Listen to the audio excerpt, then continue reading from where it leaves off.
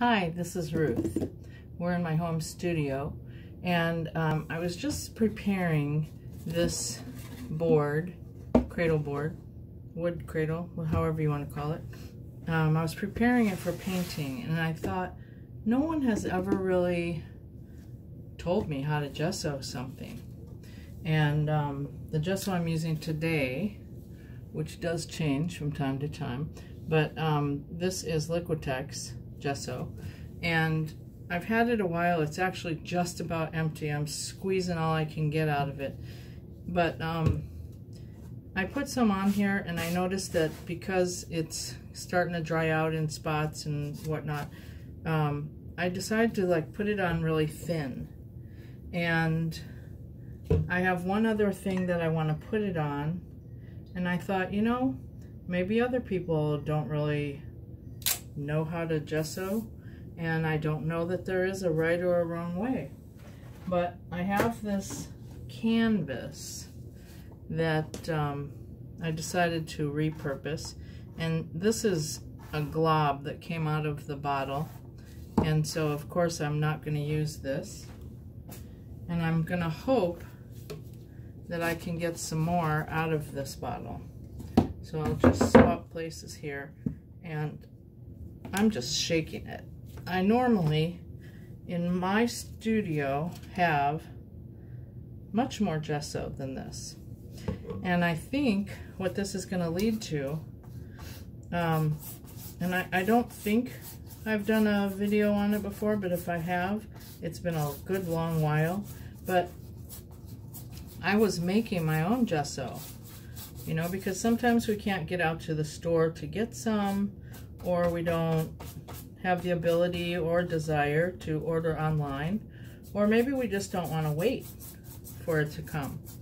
So I'm just kind of slopping it on here, and I think this afternoon I'm going to get my ingredients together and make up a batch of gesso. And I like to put the gooey, yummy white stuff in mason jars.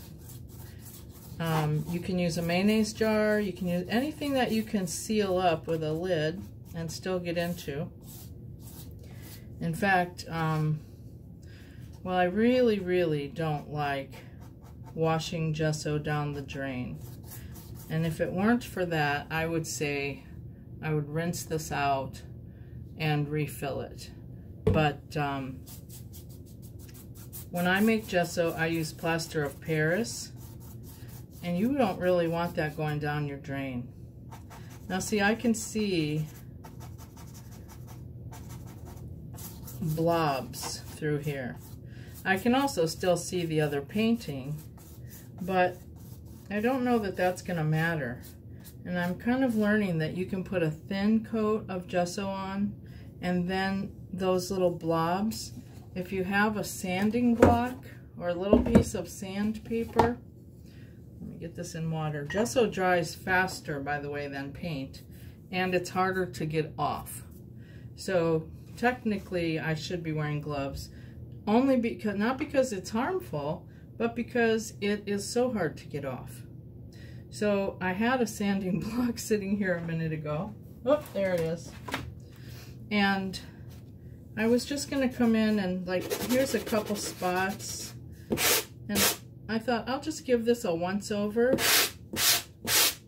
Sorry, it's probably loud. I'm going against the grain of the brush strokes that I see last on here, because I actually did two really light coats, one direction and then I went the other. And it's so light, I really can't tell which one was the last one, but I think they're going that way, so I go across them.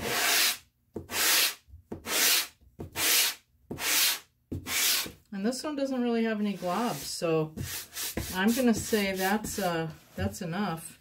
And then I'm gonna take very little dampness on a paper towel, because whenever you dust, or whenever you sand, it creates a little bit of dust.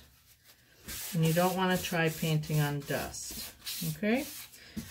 And that feels very smooth, and I think I'll be able to go over it and you won't see whatever was underneath. And in this case, it's wood. I see that lovely wood grain. But in this case, this is going to take a little bit to dry. It does take a little longer to dry than paint, so you can hit it with a heat gun or whatever.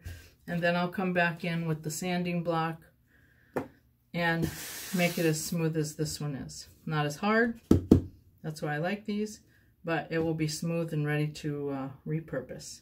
Okay, so thanks for watching, and I hope that helped answer any questions you might have had.